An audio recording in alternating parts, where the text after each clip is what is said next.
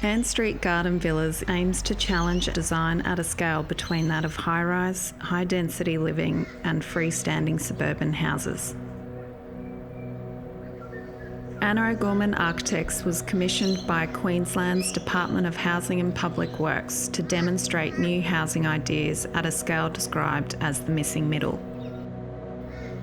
It's a series of 7 social housing dwellings on 2 suburban blocks in Southport on the Gold Coast and will inform the new design guidelines for future social housing in Queensland. The design process involved research into existing social housing developments, as well as meetings with housing managers and workshops with existing social housing tenants. The outcome was 7 individual dwellings, each with their own front and back door centred around a communal garden. Social housing residents who participated in our workshops indicated just a few simple things would improve their home and their daily life. One of these was access to nature and a garden. Natural light, ventilation, and adequate privacy were important to them. Safety and security while maintaining connection with people to help feelings of isolation was key. These principles might seem simple, yet too many new and existing housing developments are not making these a priority. Passive design will reduce the cost of running and maintaining Ann Street Garden Villas. The focus on cross-ventilation in the dwellings and shade from the garden negates the need for air conditioning.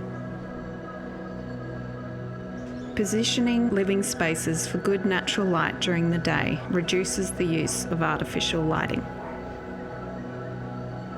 The project is an important investigation into how we can design and build homes in high-density urban environments on a modest budget.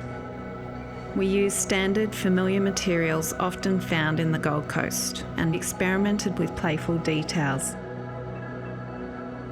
We found that it was important that residents can engage with communal spaces on their own terms. The project offers multiple paths, allowing people to choose whether to interact or leave quietly, and separate paths to support daily tasks such as walking to the car and bin. Narrow paths near private dwelling areas prevent congregation. Additionally, there are no sight lines directly into apartments from common areas. Tenants range from young families to older residents who live alone.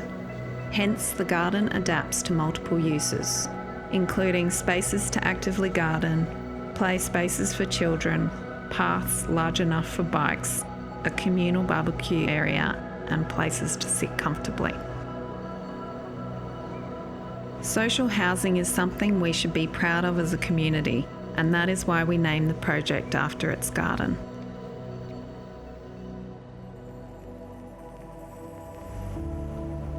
In this project, residents still have access to a compact private outdoor space where they can grow a couple of plants, hang laundry, and enjoy a coffee alone.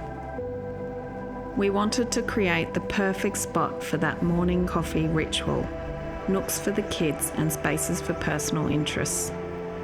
The size of these outdoor spaces is limited but uses colour and volume to give a generous feel while maintaining privacy. To begin designing a new home for a private residential client, we talked to the people who will call the place home. In Ann Street Garden Villas, we employed the same process. Designing this way allows us to create homes that feel special and, importantly, safe, that fit into the community.